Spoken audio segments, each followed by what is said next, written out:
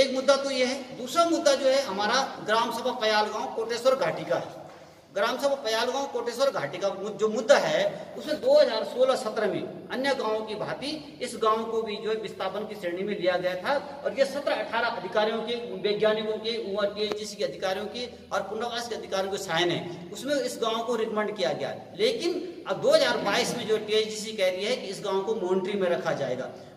ऐसे रात को रहते हैं ये दिन रात। प्रेस करने का उद्देश्य यह है कि आपके माध्यम से मैं बताना चाहता हूं कि टीएचडीसी के पास बीपुरम में जो है 252 करोड़ रुपये अगस्त 2021 में आ चुका है।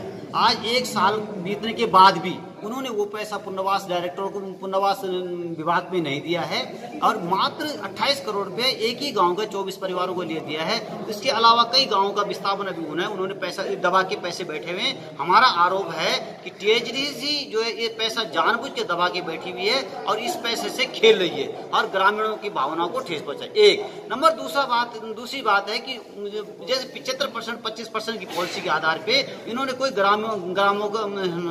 ग्रामों का विस्थापन नहीं किया। हमें चाहते हैं कि इन ग्रामों का विस्थापन शीघ्र किया जाए और आने वाले समय में जो है नहीं तो हम उग्र आंदोलन करेंगे। एक दूसरा जो सीएसआर का ऑफिस है, सीएसआर का ऑफिस हम चाहते हैं, इन्होंने उसके सीएसआर मद का बंदर बांट करने के लिए इन्होंने यहाँ का पैसा बाहर भेज रहे हैं। हम चाहते हैं कि सीएसआर का जो ऑफिस है ये टिहरी में, बीपुरम में खोला जाए, जिससे स्थानीय जो हमारे इफेक्टेड एरिया है, उत्तरकाशी टिहरी है, इनको ये पैसा मिले, यहाँ के विकास कार्यों में मिले। यहाँ का पैसा आंध्रा में ना जाए, यहाँ का पैसा तमिलनाडु में ना जाए और यहाँ का पैसा केरल में ना जाए, महाराष्ट्र में ना जाए। पहले टिहरी और उत्तराखंड के विकास में ये काम आए, उसके बाद ही बाहर पैसे जाए शीघ्र। हम जो है अभी हम ये देख रहे हैं कि 415 परिवारों की जब पात्रता सूची बन जाएगी उसके बाद हम देखेंगे कौन गांवों की क्या स्थिति है, कितने लोग छूट रहे हैं, कितने लोग आ रहे हैं। उसके बाद इसमें उग्र आंदोलन किया जाएगा। इस बार हम जिलाधिकारी कार्यालय में नहीं बैठेंगे, पुनर्वास डायरेक्टर के यहाँ नहीं बैठेंगे, हम सीधा टीएचडीसी के बीपुरम कार्यालय में बैठेंगे और इसकी समस्त जिम्मेदारी टीएचडीसी की होगी।